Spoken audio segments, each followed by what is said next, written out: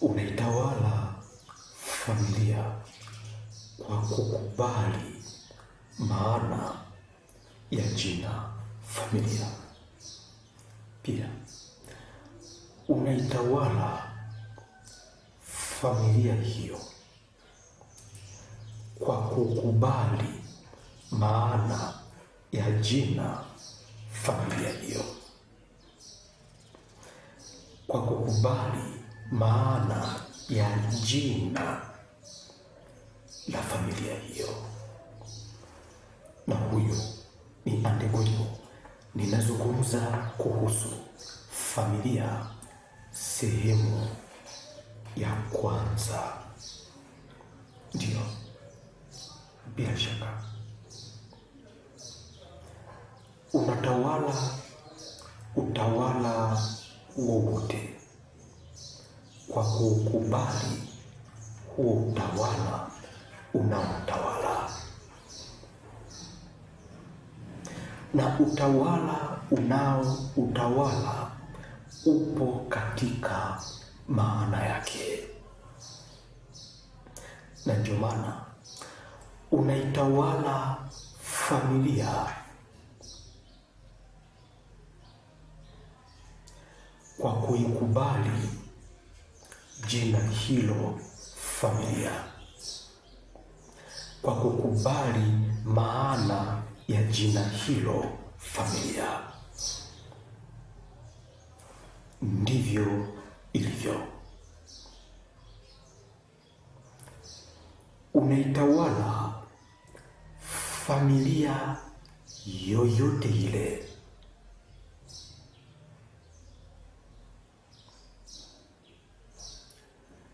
kwanza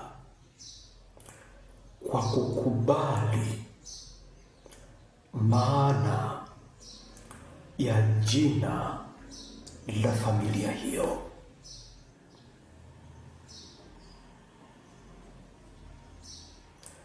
Pasipo kujalisha ni familia ya kidini, ya kikabila, ya kikoo, ya mtu, ya mwanamume, ya mwanamke, wanyama, anga, mbingu, kidini, dhehebu au familia yoyote ya uwepo, ila unaitawala familia hiyo kwa kuikubali maana ya jina la familia hiyo.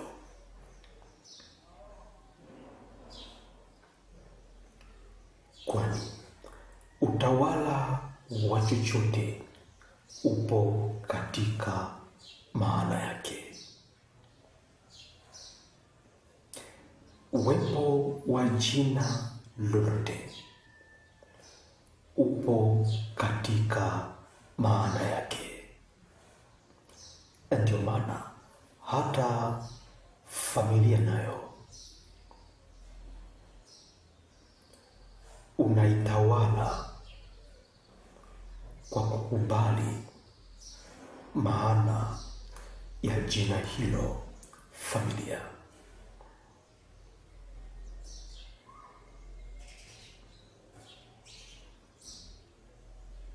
Kwa hiyo ndio maana katika neno moja kwamba unaitawala familia iliyopo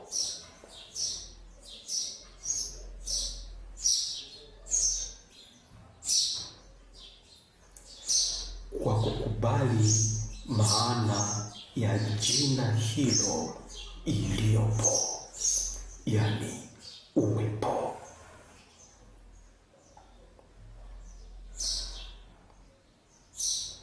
Kwa kuwa chochote kile kipo katika maana ya uwepo,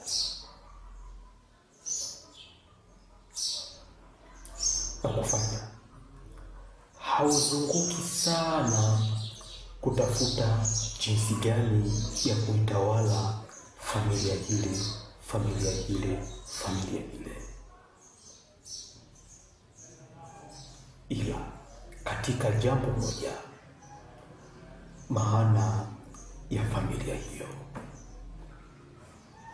na ungetumia muda mwingi kuzunguka kutafuta maana ya familia hiyo, ila maana ya familia ya jina lolote ipo katika uwepo.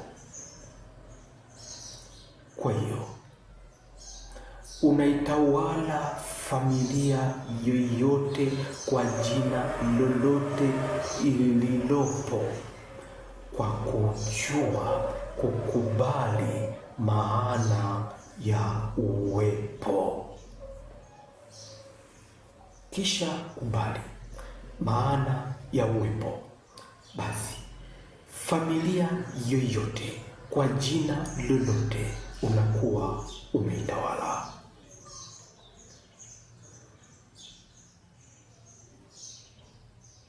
Ndio, kwani alipo mtawala na msaidizi wake yupo. Kwani daima mtawala hatembei mwenyewe, bali hutembea na msaidizi wake, huketi na msaidizi wake, ikimaanisha pumziko lake.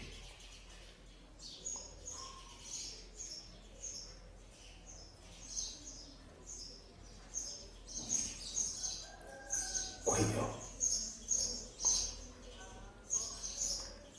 popote pale ulipo,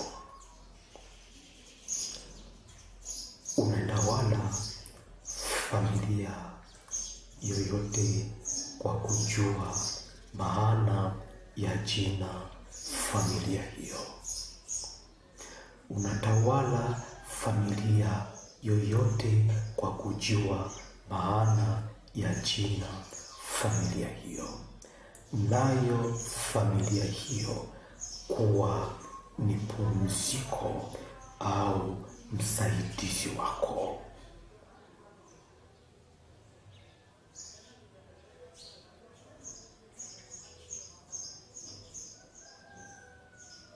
Unaitawala familia kwa kujua maana na kuikubali maana ya jina familia. Kirahisi tu hivyo.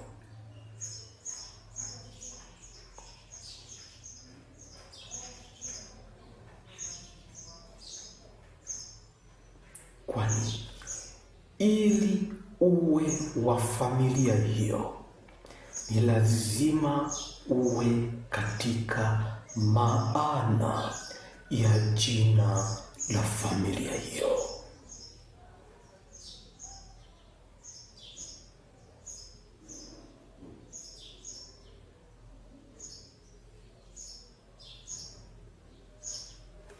Ili uwe wa dini hiyo ni lazima uwe katika maana ya familia ya dini hiyo. Ikimaanisha kwamba ili dini hiyo iwe msaidizi wako, dhehebu hilo liwe ni saidizi lako, ili chochote kilichopo kiwe ni cha usaidizi wako, ni lazima uwe katika maana ya familia ya jina la uwepo huo.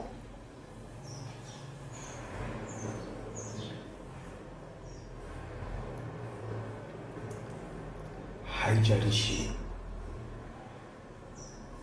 hicho kinatisha vipi kwa jina lake, haijalishi taifa ni kubwa na linatisha vipi kwa jina lake, haijalishi chochote kinaonekana kwa utisho upi, lakini maana utawala. Na ukiwa katika maana ya jina hilo, hicho huyo anakuwa ni msaidizi, yaani ni picha ya unachokifanya au maisha yako, na uwepo wake wote kutenda kwa kuyatimiza mapenzi ya maisha yako.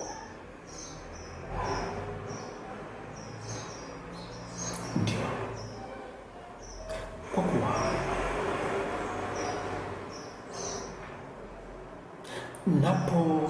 napozungumza neno au jina familia, ni ile maana yake.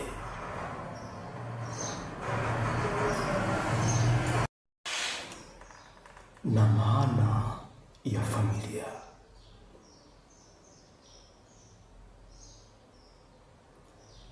inajieleza kwa muonekano wa sura yake ya umoja, kimaanisha kwamba familia ni sura ya muonekano mmoja. Kwa hiyo, kwa kukubali maana hiyo ya familia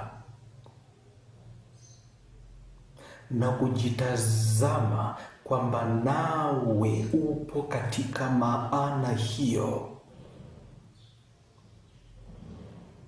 ya kuwa na muonekano mmoja kwenye ndoa hiyo, wewe ni mume katikati ya hao uliokaa nao, wewe ni mwanamume katikati ya wanawake hao, wewe ni mwanamke katikati ya wanamume hao, wewe ni mmoja katikati ya taifa lote, kwa jinsi ya wewe kukubali kuwa ni mmoja katikati ya hao uliokaa nao. Moja kwa moja unakuwa umekubali maana ya jina familia, nayo familia kuwa ni usaidizi kwako, kwamba yoyote yule aliyopo katikati yako wewe mmoja, uliposimama, ulipokaa, unapoishi, kuwa ni msaidizi wa chochote unachokifanya. Pumziko lako, picha ya jina lako. Ndio. Kwa hiyo umeitawala familia kwa kukubali maana ya jina familia, ikimaanisha kwa wewe kuwa katika maana ya jina familia.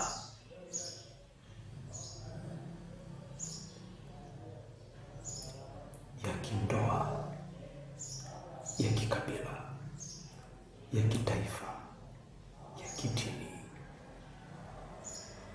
ya kizehebu, ya kimbingu, ya kiungu, ya kimungu, ya kiuwepo.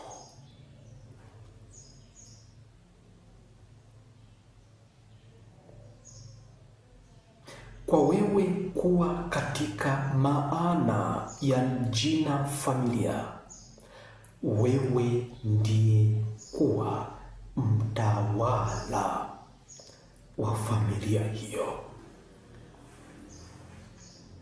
na yoyote aliye katika familia hiyo kuwa ni picha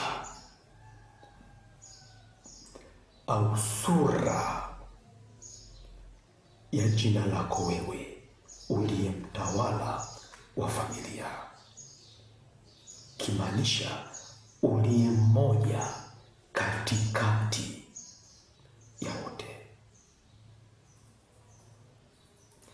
katikati ya familia hiyo kwa jina hilo, katikati ya ukoo huo, katikati ya mume huyo, mke huyo, katikati ya mama na watoto, baba na watoto, kuwa ni moja, katikati ya taifa lote, katikati ya uwepo wa viumbe vyote, kuwa mmoja.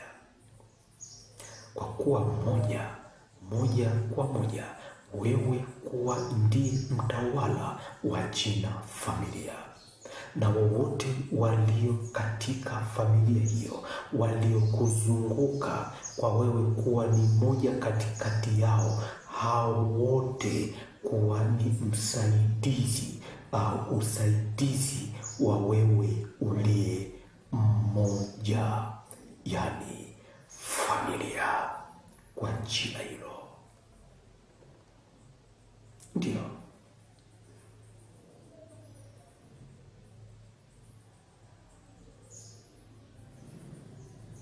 Ndio maana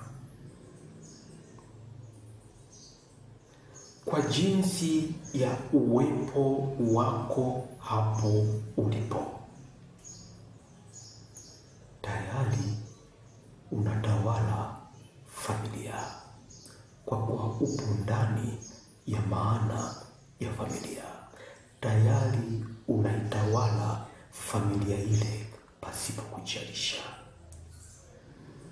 ni familia ya jina gani, kwa kuwa upo katika maana ya jina familia ile. Ndio tashangaa unatawala polisi, wanajeshi, familia ya jina mwanajeshi, kwa kuwa upo katika maana ya jina la familia mwanajeshi, kwani maana ya mwanajeshi ni ulinzi au usalama. Na wewe popote pale unachofanya, unafanya, iwe ni mkulima, unafanya ulinzi wa matumbo, ulinzi wa fedha, usalama wa afya, na kufanya, bado upo katika maana ya neno jeshi, ambayo ni ulinzi au usalama, na kufanya jeshi hilo, polisi hao, taifa hilo, ndoa hiyo, mke huyo, mume huyo, viungo hivyo kukutumikia, na popote vilipo, popote ulipo, vipo kukutumikia. Haijalishi unakisikia katika utishopi, hiyo ni picha tu, haina kitu kwako, bali kukutumikia.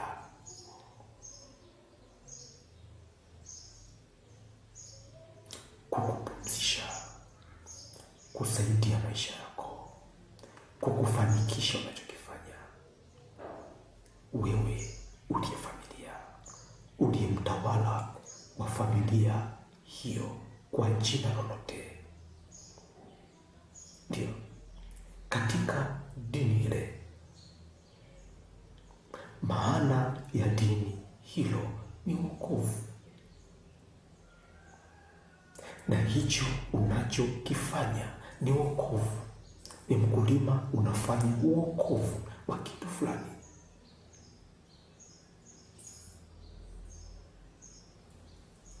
Ni msafirishaji unafanya wokovu wa kitu fulani.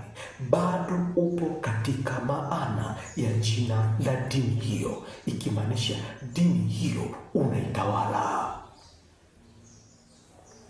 Ni picha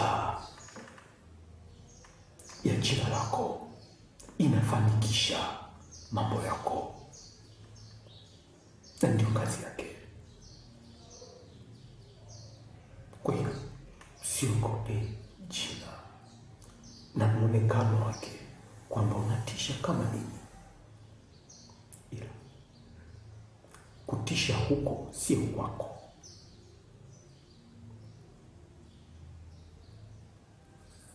Kutisha huko sio kwako.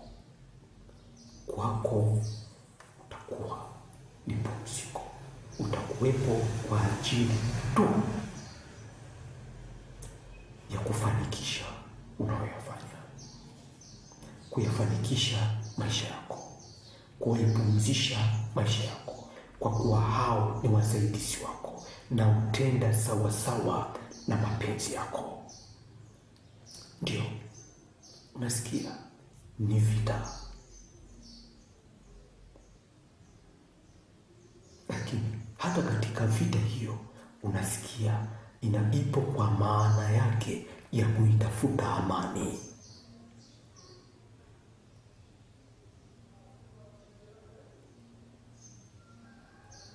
Na kufanya popote pale upo katika maana hiyo.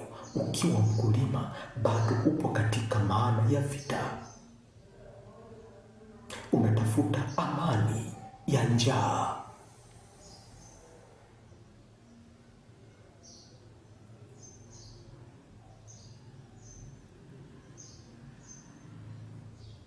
Unaitimiza amani ya njaa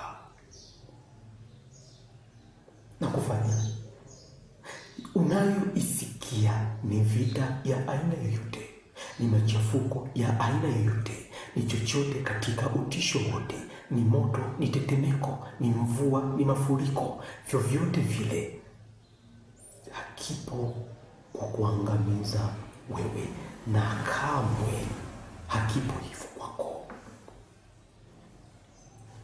Kwako wewe ni familia yako, unalitawala na hutenda sawasawa na mapenzi yako, na hayo yote yafikapo hapo hutenda kukamilisha unachokifanya.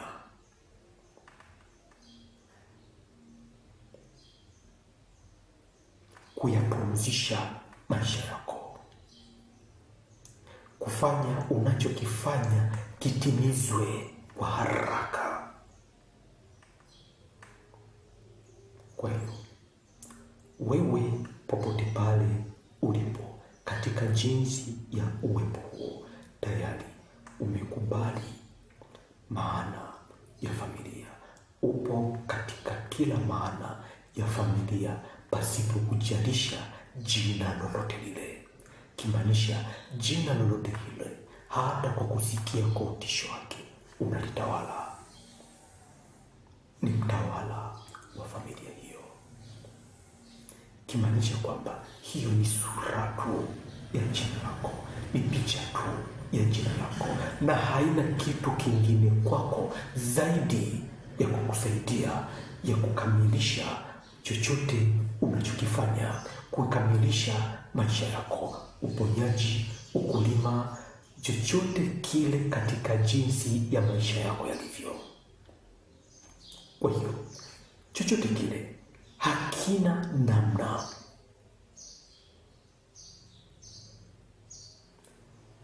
ya kutokuwa msaidizi wako,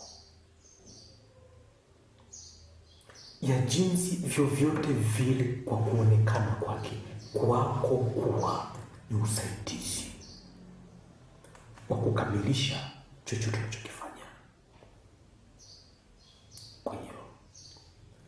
Popote pale ulipo, wewe ni mtawala wa familia kwa jinsi ya uwepo wako huo tu. Si hadi ufanye kile na kile ndio uwe katika maana ya familia hiyo. Upo katika maana ya familia hiyo kwa jinsi ya uwepo wako tu, kwa kuwa chochote unachokifanya huyafanya kwa maana ya familia hiyo kwa jina lake, na nayo familia hiyo kuwa ni usaidizi au pumziko la chochote unachokifanya. Kwa hiyo usijali katika yote, wewe ni mtawala. Vita havipo kukuzuia, machafuko hayapo kukuzuia, matetemeko hayapo kukuzuia, moto haupo kukuzuia, radi, mvua, dhoruba, bahari, wanyama, kifo, uzima, magonjwa, afya na chochote hakipo kukuzuia, ila kukutumikia. Kwani hivyo ndio vilivyo pumziko la jina lako, yani msaidizi wa maisha yako katika jinsi na jina hilo ulilonalo kwenye chochote unachokifanya. Kwani hayo yote yakifika kwako hayawi kama vile unavyosikia, bali yanakuwa sawasawa na kile unachokifanya. Ndiyo, kama ilivyo moto hauwi kama vile ulivyosikia kule, unachoma, unaunguza, unafanyaje, ila ukifika hapo kwako unakuwa kama vile wewe unavyotaka, jinsi ulivyo, nao kukustarehesha kwa jinsi ulivyo. Popote ulipo, pokea pumziko la familia yako. Pokea msaidizi wa familia yako. Umepokea usaidizi wa familia yako. Chochote kile hakina namna ya kutoka kusaidia leo. Haijalishi kimekimbilia wapi, katika kifo, katika uzima, jela, wapi, katika machafuko, katika vyovyote vile, bali hakina namna ya kutokuwa msaidizi na kukutumikia na kukusaidia. Pokea usaidizi wa familia yako. Umepokea usaidizi wa familia yako, usaidizi wa ndoa yako, usaidizi wa chochote unachokifanya kifanikiwe. Umepokea fedha za muujiza. Umepokea uponyaji wa pumziko lako. Umepokea uponyaji wa familia yako. Umepokea amani ya familia yako. Umepokea mume, umepokea mke wa familia yako. Umepokea